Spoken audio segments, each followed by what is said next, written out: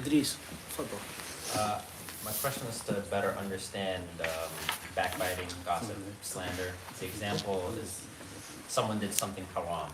Now, as for others discussing what that person did, does that change depending on if that person is Muslim or non-Muslim, or if they are just an everyday person versus a leader?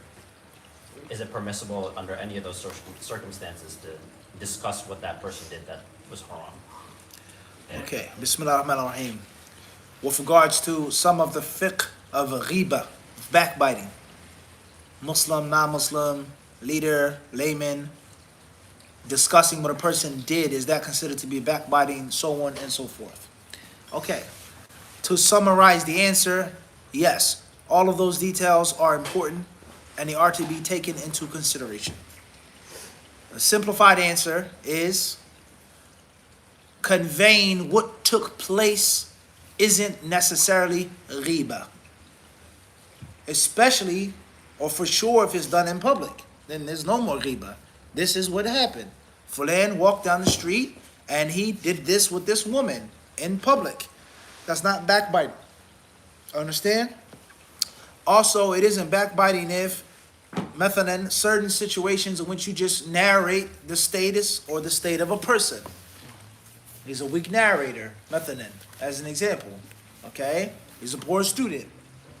I'm not saying it ala wajh al-qadh, in a manner of scandal and slander. But we went to the grades, so on and so forth, etc. And of course, that's a slippery slope, right? As far as the severity or the gravity of ghiba, then of course making ghiba of a learned person, of an influential leader, isn't the same as everyday person, even though all Muslims are supposed to be equal with regards to their honor being sacred and off limits. But we're talking about just the effects of the ghiba, right? Okay, and obviously there are times in which a ghiba is lawful. There are times in which a ghiba is lawful. There are times in which a ghiba may be mandatory. You have to. Also, a Muslim or a non-Muslim does not share the equal rights with a Muslim with regards to ghiba, as many Muslims may think or feel. Now, that doesn't mean that you go off on a cliff just being a slanderer because he's a kafir. No, it doesn't mean that. That's a base practice, to be a gossiping slanderer. Muslim, Jew, Christian, is just who's going to go around talking about people unless you're a vile person, a low person, a mean individual. But for argument's sake, the honor of the Muslim is the thing that is sacred. Okay? Wallahu ta'ala alam. Can I ask a clarification? Fadl. So in that case, you can mention what took place factually if it was out in the open, but it becomes slander, backbiting if you start to throw adjectives in there, talk about the person, dwell on the Say subject. things that are totally unnecessary, which clearly proves an ulterior motive or agenda. You like people say, you know, the guy, he walked down the street with alcohol, he was doing this, and he was ugly. You understand? Or, you know, the guy, he came down the street with, you know, these Guyanese people, man, they're always drinking, da-da-da. What does him being Guyanese have anything to do with the consumption of khamr outside, a Muslim? He shouldn't have been drinking khamr outside. Yemen, Guyana, doesn't matter. The fact that you mention that proves, you understand? And there are many, many examples of this. And you can taste the flavor of someone's heart when they slip of the tongue. You know what's in a person's heart. Something happens, something goes wrong. It's just, oh, these people, right? When people start talking like that, say, whoa, wait a second, where did that come from? Right? Anybody, backwards behavior is universal. That's a fact. Backwards behavior, disobedience to Allah is universal. Person, place, but now you're pinpointing and you're attaching it to a people. These people, you people always are like this. You Caribbean people always suddenly, whoa. Clearly proven that, what? Something that the person is trying to conceal that they revealed. Wallahu ta'ala alam. Oh yeah, come on, what's it? El Dorado rum, huh? 20 years, huh? That's deep if you think about it. The khamr being made for what? 2-3 decades. If not, let alone wine, longer than that. What are you talking about? Just rum, huh? 20 years. That's a lifetime. That's a generation. In which these people systematically plant this khamr to be ready. What? 30 years. Allahu Akbar. La ilaha illallah. La hawla wa la quwwata illa billah. Next question. Fadal Abir.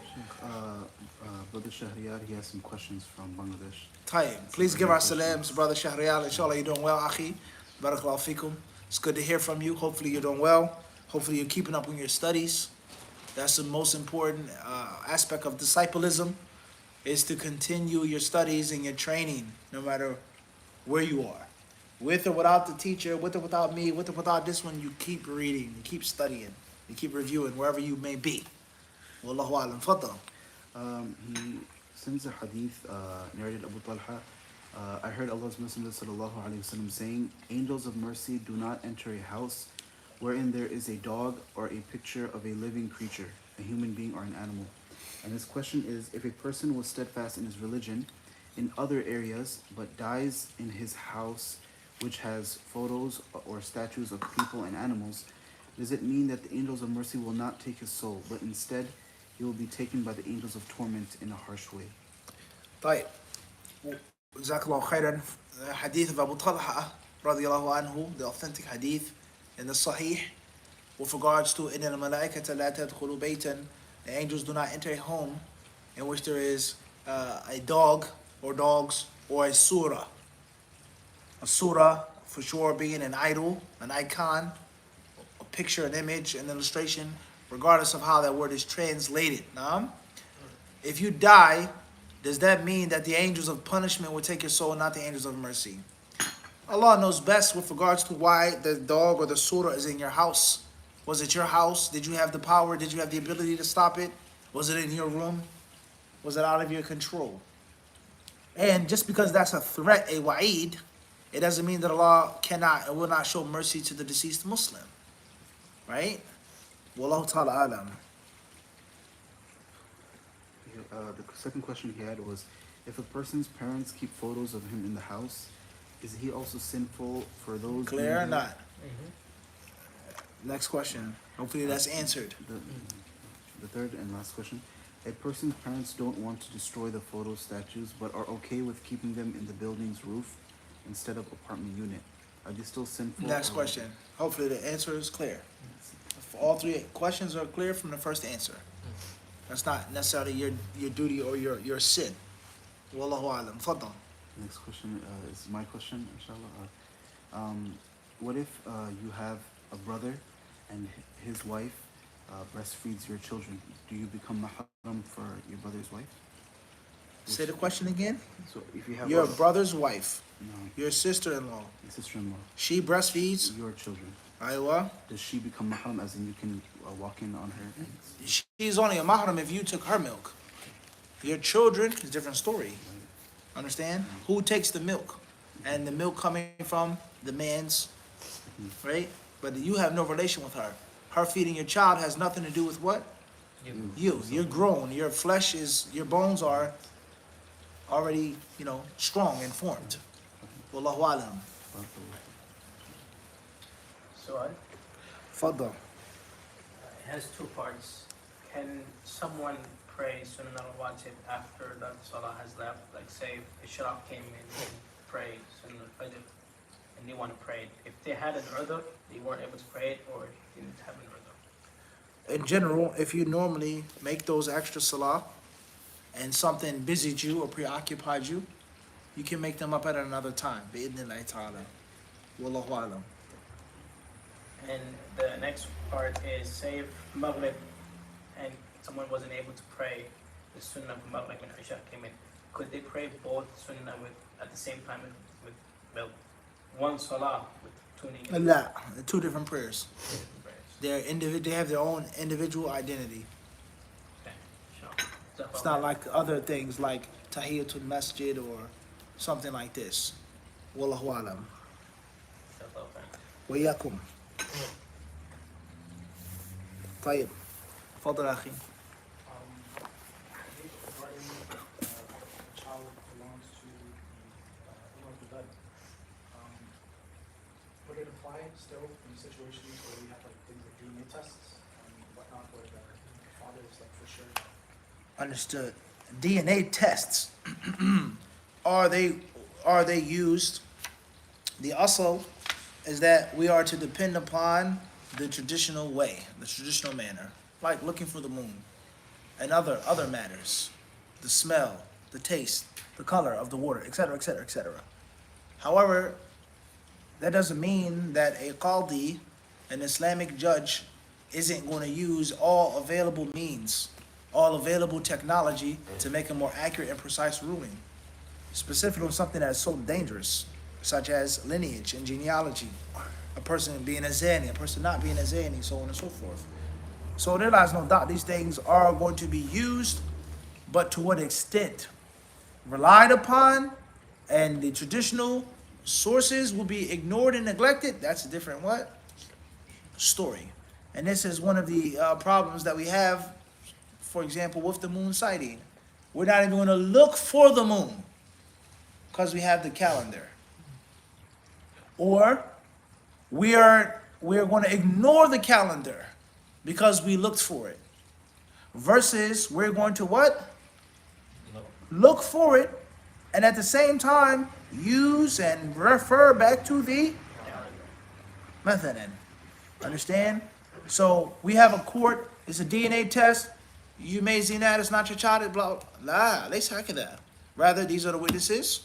These aren't the witnesses, right? A man, a woman is accused. The DNA test is other than her husband, so on and so forth, but there aren't any witnesses. That's a problem. That would mean we would just remove all of these different rulings from our religion because of technology, which is always changing and evolving, and which can be wrong, and which there's fraud and chicanery in technology as well. People switch things, people change things, so on and so forth. So it can't just be totally relied upon, nor can it be absolutely 100% what? Ignored. Wallahu alam. Fadl akhi. Can marriage and divorce be conducted over video? Marriage and divorce can be conducted via video. Yes. There's no question about that in our modern time. Is it best to do it in person? For sure. Wallahu alam. Na'am akhi. You mentioned this in one of your previous lectures about the things you could do with your wife, but you briefly mentioned it. What are the rulings on like oral intercourse with your wife, or is that haram or mahrum? Understood. Question is regarding what is lawful to do with your wife. Is oral intercourse permissible or makruh, so on and so forth? Well, it depends on what understanding you follow.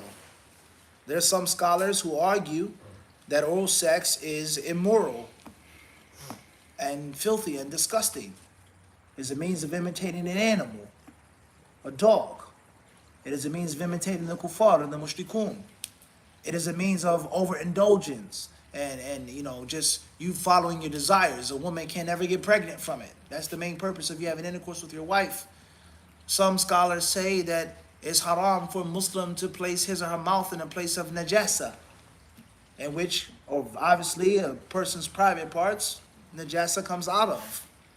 There's some scholars, they say that how can oral sex be permissible in Islam? How can you put your mouth in a place that you're going to recite the words of Allah? Impossible. How is the same mouth, same tongue in a place in which you're going to recite Alif Lam Mim? It's unbefitting. And those scholars, they have their proofs and evidences, they have their ways of looking at it, and they have, that's a view. So if you follow that view, then obviously it's going to either be haram or makruh. Clear? And then there are other scholars who say the exact opposite. Rather, the haram is what's mentioned in the Kitab and Sunnah. And that which is mentioned in Kitab and Sunnah, not general or inexplicit, but specifically is anal intercourse and vaginal intercourse during the time of menstruation. Right? فَاعْتَزِلُوا النِّسَاءَ. All right? And nothing else has been mentioned. So all other sexual acts would be lawful and permissible. Of oral, male, female, this, that. The brother asked the question last week about the other stuff. As long as it's not one of those two things.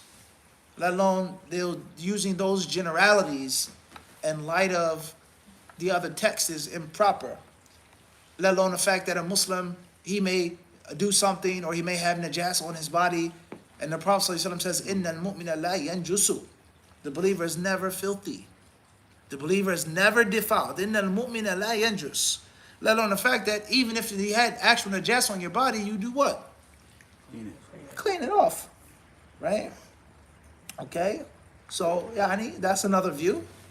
You have to follow that which makes the most sense to you, that which you feel the safest thing to do for yourself. And of course, culture is going to be a big part of this discussion and argument. And there lies no doubt that the culture of a mufti is going to have an effect on his fatwa. And if you think that culture has no effect on a fatwa, then you're a blind fool to think that. A person's culture shapes the way he looks at life, the way you look at things. A big part of that, not all of it, is based off of Culture. where you grow up and how you're raised. What's a cultural norm to you? What's weird, what's freakish or nasty or dirty, or what do you mean you don't do this? That's impossible. Where I come from, so on and so forth. So culture has this effect upon a person's fatwa. Nah? And we live in a world of globalization in which a person lives in the East, but he has full access to everything from the culture of the West and vice versa. Wallahu ta'ala alam. Fadda Hamza. How to give da'wah to youth when, in a point, they use it in their life? They use it. Like, if a sheikh tells 13-year-old, pray 5 times a day, and how can you, يعني, make them, not make them, but like, For him, how can the dawah be impactful? Khayr, inshallah. Well, first and foremost, guidance is only from Allah subhanahu wa ta'ala. No matter how eloquent your words are, how smooth, how wise, how kind you are, the penetration of the heart with those words is in the hands of Allah, no one else. That's first and foremost. You can try though. Obviously, I would say some practical tips is there's a difference between criticizing someone and advising someone. There's a difference between quote unquote judging someone and explaining something to a person. You come off too harshly, or you're trying to embarrass someone, or in public, or they're barely doing this and you talk about this issue, that's a hikmah, fiqh. Pulling someone to the side, coming to them as a friend or in a friendly manner, even if you're not their friend. I'm your father, not your friend. I'm your sheikh, not your friend, but that doesn't mean I can't be friendly. All right? Being gentle. And a very important point is to relate to that person. So you may see a 13-year-old or a 16-year-old doing something haram, your son or your brother or whatever, and the father or a sheikh or someone, he pulls him to the side and say, listen, man, I know what you got. What are you talking about? Trust me, I saw it in your pocket. No, you got the wrong person. Listen, I know what it is. I was your age at one point in time. I had a problem with that too, so on and so forth. Stay away from that. Leave that alone. Blah, blah, blah, blah. It's going to destroy you. You see him with a thing to vape or a blunt or whatever, marijuana, whatever the case may be, weed, or he's selling crack, whatever the case may be. You understand? And you relate to him. You're telling him that I was once in your shoes. It's going to end up in a lot of suffering. You're going to be in a world of suffering, such and such. That's not the same as this haram, put it down. It's like, dang, he was in my shoes too. You get what I'm trying to say? And you come across with compassion, sympathy. I can relate to your struggle. I know what you're going through. I know what it's like to be out there. I know what it's like to feel like, versus you just coming down on someone. All right? Also, inspiring people, pushing them to do good, telling them about the reward of doing good, instead of just always telling them about the punishment of doing evil. What's important is fiqh and hikmah and da'wah, basira, right? You diversify your approach. So many what? So many styles, right? You say, I learned what? So many styles, not just one style. Here, this, talk about this. Times you use harshness, times you use softness, hikmah, fiqh fi din. Wallahu ta'ala alam. However, many people today, they think and they feel that if a person doesn't advise you the right way, or they don't teach you the right way, then they aren't responsible for taking the advice or the inkar. And that's a trick from the shaitan. If someone embarrasses you, says it publicly in front of everybody, the wrong way, but if they say the truth, it is your duty to then what? You have to listen. Even if it was wrong and it came across the wrong way, you still have to take the hikmah that they're trying to teach you, or the wisdom, the ruling that they're trying to teach you, the encounter they made on you, even if it was done in an improper way. Or another trick of the shaitan, and this is very, very widespread on social media. Different people, they think and they feel that life is so different, and it's such a difference between 2023 and 1960, or no, it's the same. People been getting high for centuries. Drinking, whatever, sniffing, snorting for centuries. Mushrooms, berries for centuries. People have been chasing women for what? Centuries. Women have been prostitutes for centuries. People have been killing people, murdering people, raping people for centuries. All right? So there's always been these different problems and woes of life. So many people today, they think, you can't relate to me. You don't know my struggle. You can't judge me. You can't say nothing to me. Go ahead. You old. You don't know what it's like. You don't know what it's like to be such and such. You don't know you can't say nothing to me. You old. You outdated. You don't know nothing about my life. And this is a very subtle trick of shaitan. Waliyadu billah. Thinking that you're a different human being just because you live in a different era. You smoked heroin in the 70s, or you got a weed addiction, or pill addiction in 2023. Shay'un wahid, it's the same thing. That you got to get off of this, you have to stop this, it's going to do this to you, blah, blah, blah, blee, blah, blah, etc., etc., etc. Same thing. Are certain things different? Certain, different issues? Yes, but the core is always going to be what? Same. Always going to be the same. Another trick of the shaitan is with man and woman. A woman says, no man can tell me about this. You can't relate, you don't know what it's like. No man should be telling me this, and that's shaitan whispering to you. Does a man have a menstruation? No. Can a man know what it's like to have postpartum depression and so on and so forth? No. Sahih, kalam sahih. However, a man can give you advice on depression. He can tell you the Quran, the Sunnah, about this and about that, and vice versa. So many people, they think and they feel that nasiha, or enjoining the good and forbidding the evil, it has to be tailor-made 100% all of the time, and it has to be the exact parallel. A 19-year-old is the only one that can tell another 19-year-old about smoking weed or getting a tattoo or having a girlfriend. And that's a trick of the devil, right? Wallahu ta'ala, and there are many, many other tricks as well. Further.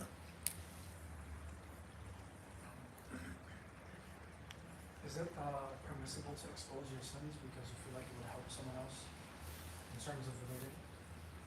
Can you expose your sins if you have the intention on helping someone else?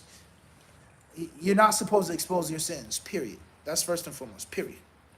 If there's a necessity or a major need, a major maslaha, which is for sure, and it's a sin that's in the past, you're over it, it's out of your life, you're completely beyond it, and maybe. Such as a brother has an addiction to alcohol, and he's a drunkard. You're a righteous Muslim. You have a long beard, a thobe. You're trying to be righteous. You're trying to practice the deen. He says, get out of here. What do you know about alcohol? You're in the mosque every day. You don't know what it's like to be drunk. You don't know what it's like to be depressed. You don't know what it's like to want to quit and keep falling back into the bottle. Get out of my face. And you say, what? What'd you just say? You heard what I said? Get out my... Do you know such and such, such and such? I used to be such and such. You ever heard of such and such? Yeah, I heard the name. That was me. I used to do this. I used to drink this much. Whoa, I didn't know that. You understand? I wish I was 20-something years ago, showing him that getting out of the bottle is what? Possible. It is possible. All right? Well, how could that? But that's not something to just be taken lightly. Exposing your sins is a type of disrespect to Allah. Wallahu alam. Na'am, akhi.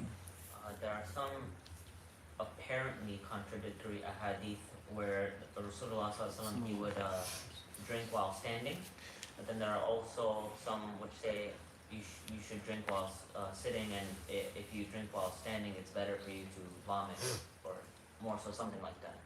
So what is the correct view on this issue? Jazakallah khairan.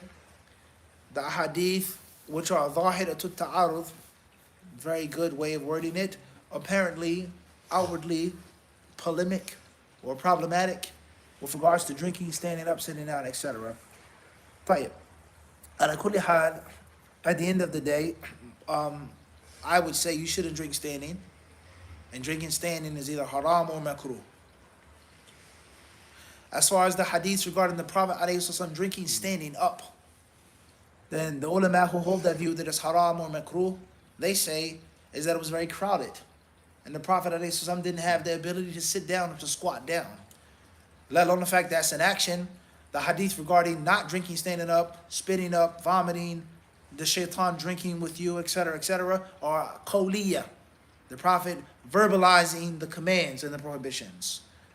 Fadlan, that is in being impermissible versus that being showing jawaz, etc. Father maslak, that's one way, one style. And other scholars, they say rather, it's best to sit down and not haram because of the hadith regarding the zamzam. Right? And then some scholars, they take a third view and they say it is unlawful to drink standing unless there is a need. If there's a hajah, then it's no longer haram. That's in brief. And of course, you can read and you can study about this issue in detail in Kutub al-Shuruh. Rather, there are books written on the topic just of drinking and standing up with regards to the comparative fiqh discussion on those rulings. Wallahu ta'ala alam. Question from online.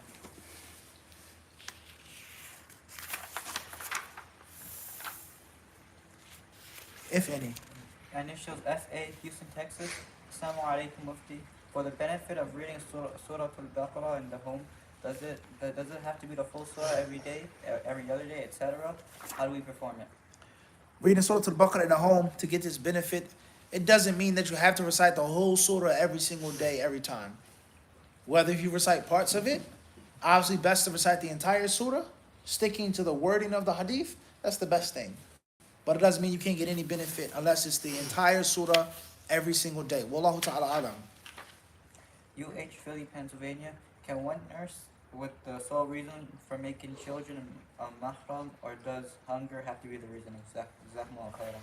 Well, yakum, no. A child can be suckled with the intention of becoming a mahram. Even if it's someone else's child, they have another source of milk. However, you have to use prudence with regards to making someone a mahram for your children. Right? Don't just make anybody a mahram, let alone a woman asking her husband's permission, so on and so forth. Wallahu alam. MD Atib, Hyderabad, India. Were all the men of Banu Qurayza executed? If yes, were they all criminals? If they were not all criminals, how is executing them all just? Were all the men of Banu Qurayza executed? Or they're all criminals, so on and so forth? La adri. I don't know exactly if every single man from that clan was executed based off of their violation and their treachery of the treaty that they had with the Prophet ﷺ. La adri. I can't say that. Every single man. Even though the zahir of the hadith states that the males, right? That's what it states. Did the Prophet ﷺ execute all of their males or a large number, etc.? La adri, بالضبط يعني, specifically. The zahir of the hadith states that that was what? Oh. The men, right? Anyone that is that word proves true to would fall under that ruling. Were they all criminals? How is that just, so on and so forth? To keep things brief, that was the ruling that Allah had mandated. That was the ruling that Allah had sent down. Is that was supposed to take place. And for people who find problems with that hadith or that ruling, is that genocide or a war crime, so on and so forth, then first and foremost, it is a big problem for a person to think about something and to analyze something post war crime, genocide, this and that, during this time versus during that time, right? I was watching a documentary, several documentaries earlier today actually, about a very important piece of history, an important period of history for Muslim and non-Muslim alike. I won't mention that period right now for certain reasons. And this historian, in one of his documentaries, in one of his interviews, he was talking about a very famous movie, a film. And he was criticizing the film. And he was pointing out major inaccuracies, major historical inaccuracies in this film. And one of the things that he had pointed out was the main characters of the film were portrayed speaking and acting in a postmodern mindset. instead of in a medieval mindset. No Muslim during this year would have said that or done that. No Catholic or Christian would have said that or acted like that in this year. Rather, the Muslims, the Catholics, these people, they didn't start thinking like that until what? 700, 800 years afterwards. 300 years, 500 years afterwards. They didn't think like that. Saying that would have been blasphemous. Doing that would have been totally, a man would have been rejected by his army if he would have allowed that to happen, etc., etc., etc. So he was trying to prove how these characters were massacred in this film. Not how they looked or this and that. He was handsome. In real life, he wasn't too handsome. She was this. No. But they were portrayed to think in a manner that's not even in that time frame. So that is a capital mistake that many people make. With regards to war. You killed this person, these people were killed. You're looking at it in the lens of 2023. You're looking at it in the lens of the Geneva Convention. You're looking at it in the lens of the United Nations, of these people, that people, versus 700 years ago, 500 years ago. It's a world of a difference, okay? What's important is that was the ruling, let alone the fact that there are other parallels in Quran and Sunnah in which people had their lives taken and their lives were taken away from them even if they weren't directly involved or responsible for something. There's several parallels in Quran and Sunnah in which the direct combatant or direct person or direct criminal isn't necessarily the only one that takes some type of penalty or punishment. Wallahu ta'ala alam. There's a few questions about Khuruj. No Khuruj questions. J.A. Dallas, Texas. Can a man stay in a different place from his wife during the iddah period? If your wife is in the iddah, you should stay with her. Unless there's some type of exceptional or extraordinary situation or condition. But the asl, the default is that the iddah should be in that husband's home. Wallahu ta'ala alam. HS Dubai, UAE. What are the etiquettes for dealing with non-mahram cousins? My family let my siblings and cousins play games and eat and talk at the same table. What's the ruling on this? With regards to a family member who isn't a mahram, such as a cousin, etc., then there's nothing wrong with you speaking to them. Assalamu alaikum, how you doing? You don't have to be, a stone face type of, ice grill. Assalamu alaikum, hey, how's it going? You guys all right? Alhamdulillah, everybody good? So on and so forth. Obviously, you cover the proper manner. You're not allowed to touch them. As far as sitting with family members or people who aren't your mahrams at the same table, then that's a discussion. That's an issue that needs to be discussed with further detail. Can non-mahrams sit at the same table? Obviously, as we have explained, certain classes, there are dawabit. There are regulations for gender interaction. The more the rules are obeyed and followed, the general rules, the lesser of a problem it will be. The better your hijab, the lesser of an issue it is for you to be at the table with your cousins. Methalan, makeup, perfume, eye contact, flirting, lust, etc., etc., etc. Need versus there's no need, etc. So I try to avoid that if you can, inshallah ta'ala. But at the same time, try your best not to be rude to your family. Try your best to explain to your family, make things easy. Try to, the best way you can. Wallahu ta'ala alam. T.A. Bronx, New York.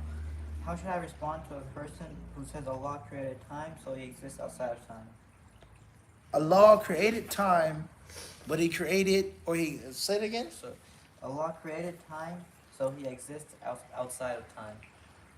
What's important is Allah is the creator of everything. Period. Allahu khaliqu kulli shay'in. That's the bottom line. And nothing from Allah's created beings resembles Allah. Allah needs nothing from his created beings, etc. It's just that what? That simple. Wallahu ta'ala alam. A.M. Ajax, Ontario. AA from Kansas City, Missouri. What is our manhaj for respecting ikhtilaf in fiqh, i.e. musical instruments, dua after salah, order of prayer while traveling, etc.? Your manhaj with regards to the difference of opinion among the ulama is to study. Study, study, study. Study properly, study systematically, and study hard, and study for a long time.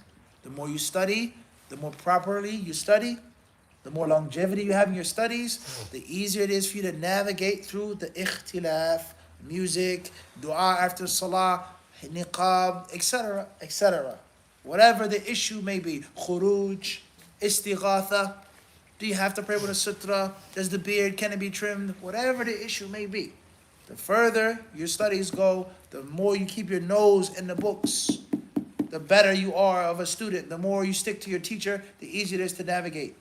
So no pain, no gain. You want to have navigation, you want to be protected from the confusion, study more.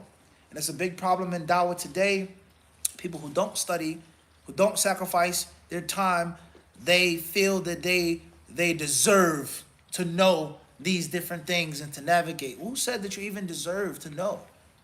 Who says you can even understand? You want more access? You study more. It's just that simple.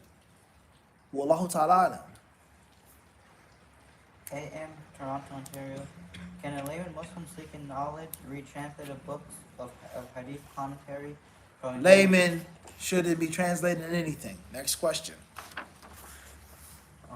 GTA Canada.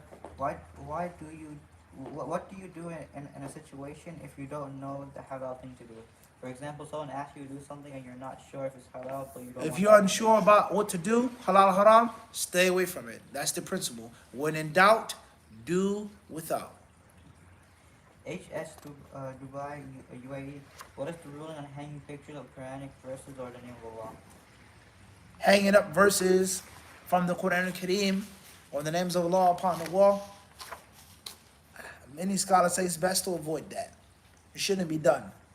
The Quran was not sent down to be a means of adornment. It was not sent down. Allah did not reveal the Quran for it to be a means of decoration. And other scholars, they may say, rather, there's nothing wrong with that.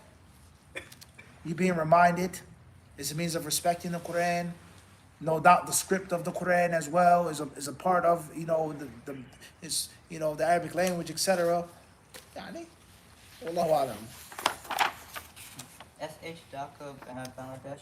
In the house, if it's photos of him or photos that include him and he tears down. What's the initials? SH. SH. Next question. You try to sneak one in. Fadal. You gotta get up early in the morning, huh? Fadal. Vallejo, California. Assalamu alaikum wa rahmatullahi wa barakatuh. What study do you recommend as a good start for a beginner or newborn Muslim? What? I'm sorry? What study do you recommend as a good start for a beginner or newborn Muslim? A beginner? Yeah. What study? What field of study? Yeah. Try to find yourself a teacher, a mentor, even if it's online, and let that person guide you. What's important is, from the first things that you have to learn is the basics of your aqidah, the basics of what you are to believe about your Lord, your Creator, your deity of worship. You have to learn the basics of your ibadah, purification, hijab, salah. You have to know the basics of Islamic behavior, how to conduct yourself. You have to have the ability to recite the Quran properly, even if it's Fatiha and Ikhlas. How to make salat properly, tashahhud properly, right? Wallahu ta'ala alam. IA Dubai, UAE. Assalamu alaikum. Ya Sheikh, how do you make your wife love you more than you love her? How do you make your wife what? Love you more than you love her. Love you more Than you love her. than you love her. Well, I think, Allahu alam, I'm not a Don Juan or nobody, right? Love guru. Tayyib. However, HadithDisciple does provide what? Many services, right? What's important is, if you want your wife to love you more than you love her, then maybe you should just focus on you loving her more. Don't think about her loving you or equation or mathematics. Give her everything that you can. Make her an offer what? She can't refuse. Smother her with love and perhaps She will reciprocate. Iowa. It's like a tug of war. Both sides, they're worrying about what? Are they worried about the other side? No. or arm wrestling match. You're trying to put all of your effort and concentration and focus on slamming his arm down, not the strength of his arm. So you just focus on what? Giving it all that you got, inshallah, and perhaps that love will be reciprocated equally, if not what? More. Greater. Wallahu alam. AA, Kansas City, Missouri. In the U.S., do our social statuses make us differ in Islamic thought, i.e. middle class versus welfare class, practicing Muslims? We, the poor, see things so differently, i.e. about marriage and education. Does your social status in society make you look at certain things differently in Islam? No doubt about that. We explained that. You think that the one who has a lot of wealth has the same concerns and care as the one who's poor and who's worrying about his next meal, living check to check? Maybe, sometimes, but in general, pride, the conceit, the arrogance that comes with a status. You know, you live here versus you live there. You know, unfortunately, giving dawah, a sad thing. You know, anytime you find a masjid in the middle of a city, urban, indigenous people in that masjid, you're going to find more dawah, more involvement, more indigenous people coming to Islam versus a masjid that's far out in the suburbs. 99% of the people in that masjid are migrants from another country. Their priorities are totally different. You understand? We have to give dawah in the middle of this city versus we can't give dawah to the neighborhood because we'll upset the town. They don't want their little Johnnies and Kimberleys or whoever coming to the mosque learning about Islam. That's a what? Huge problem. Versus we're in the middle of this neighborhood. We need Fulan and Fulan from the street to what? Come to the mosque and pray and take their shahada. That's a fact. Dangerous out here. Be careful then what? Said, but that's enough. Said he told you not to stop at them lights, right? Faddo, you were warned. Don't stop at the what? At the intersection. Faddo.